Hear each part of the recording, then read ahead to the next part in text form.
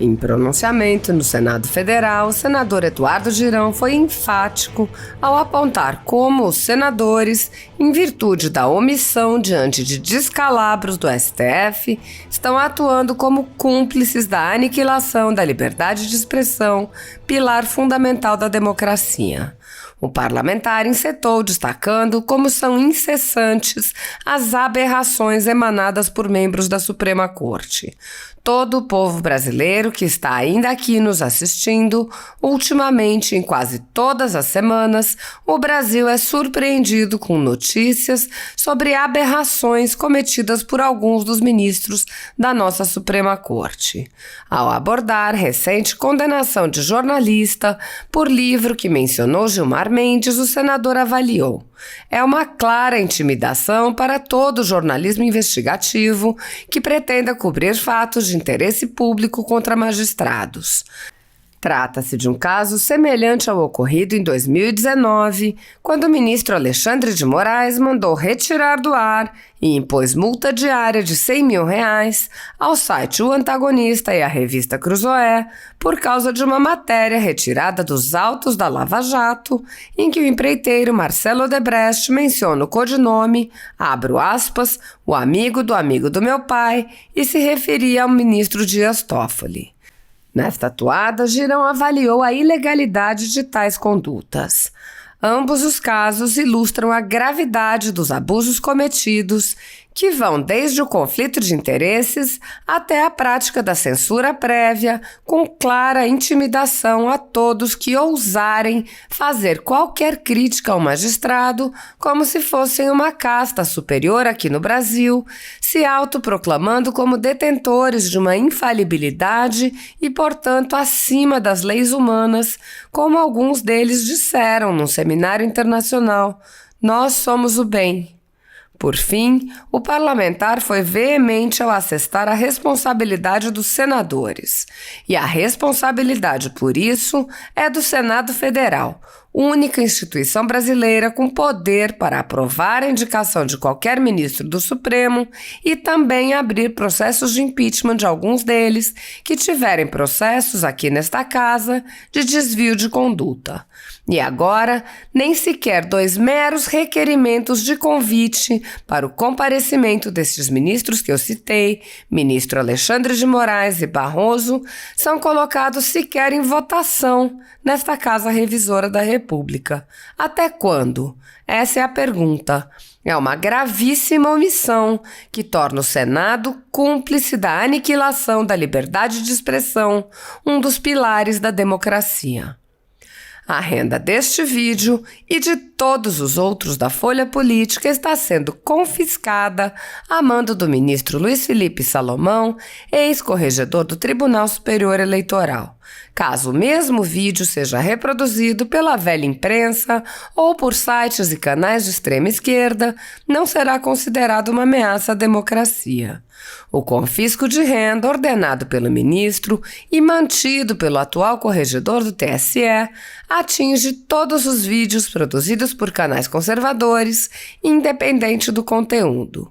Essa decisão recebeu apoio e aplauso do ministro Luiz Roberto Barroso e do ministro Alexandre de Moraes, e se soma a outras medidas já tomadas contra a Folha Política, como a apreensão de todos os equipamentos promovida pelo ministro Alexandre de Moraes, do STF, em inquérito que foi arquivado por falta de indícios de crime. Se você apoia o trabalho da Folha Política e pode ajudar a evitar que o jornal seja fechado, doe qualquer valor pelo Pix utilizando o QR Code que está visível na tela ou o código ajude@folhapolitica.org. Caso não utilize Pix, há a opção de transferência bancária para a conta da empresa Raposo Fernandes, disponível na descrição deste vídeo e no comentário fixado no topo.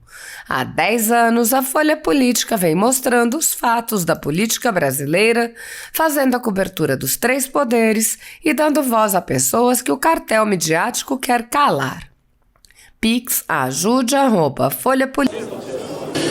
Senhor presidente Rodrigo Pacheco, senhoras senadoras, senhores senadores, funcionários dessa casa, assessores, todo o povo brasileiro que está ainda aqui nos assistindo nas mídias da TV Senado. Ultimamente, em quase todas as semanas, o Brasil é surpreendido com notícias sobre aberrações cometidas por alguns dos ministros da nossa Suprema Corte. Em 2014, foi publicado o livro Operação Banqueiro, no qual seu autor, o jornalista investigativo Rubens Valente, mergulhou durante 6 anos nas investigações da Polícia Federal que resultaram na prisão do banqueiro Daniel Dantas, do Banco Opportunity, pelos crimes de lavagem de dinheiro, corrupção e suborno de agentes públicos na importante Operação Satyagraha.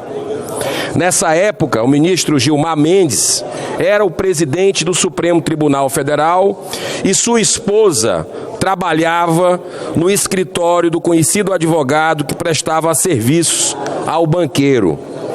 Por 2 vezes, o ministro, em 72 horas apenas, derrubou mandados de prisão pedidos pelo juiz Fausto de Santos em função de provas inquestionáveis levantadas pela Operação Satyagraha. Em 2014, o mesmo ministro entra com processo contra o jornalista autor do livro por danos morais. Em 2015, na primeira instância, o juiz absolveu e mandou Gilmar pagar as custas do processo. O Tribunal de Justiça do Distrito Federal reformou a sentença aplicando a multa de R$30 mil. O STJ, prestem bem atenção a essa história, o STJ aumenta a multa para R$310 mil.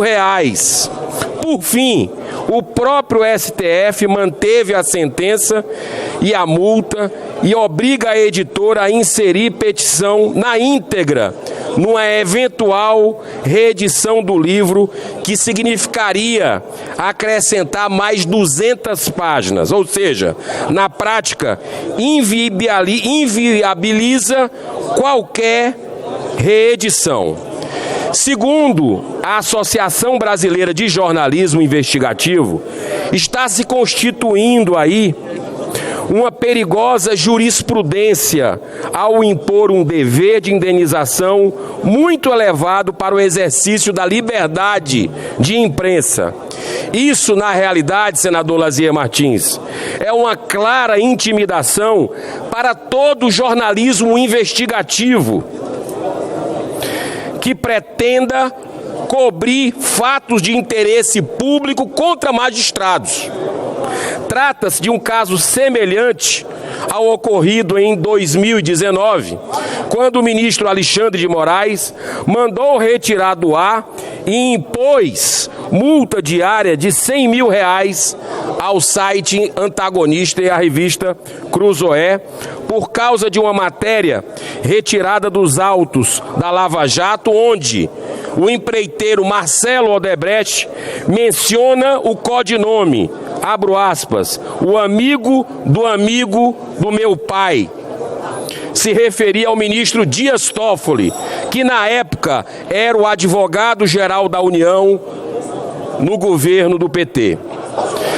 Ambos os casos ilustram a gravidade dos abusos cometidos, que vão desde o conflito de interesses até a prática da censura prévia, com clara intimidação a todos que ousarem fazer qualquer crítica a um magistrado, como se fossem uma casta superior aqui no Brasil, se autoproclamando como detentores de uma infabilidade e, portanto, acima das leis humanas, como alguns deles disseram num seminário internacional: nós somos do bem. E a responsabilidade por isso, senhor presidente, é do Senado Federal. Única instituição que recebeu da Constituição brasileira o poder para aprovar a indicação de qualquer ministro do Supremo e também abrir processos de impeachment de alguns deles que tiverem processos aqui nessa casa de desvio de conduta.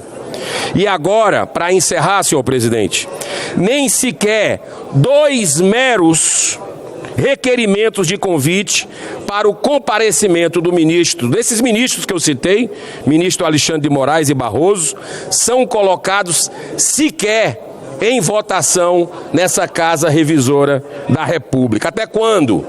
Essa é a pergunta. É uma gravíssima omissão que torna o Senado cúmplice da aniquilação da liberdade de expressão, um dos pilares da democracia. Eu encerro repetindo esse forte poema.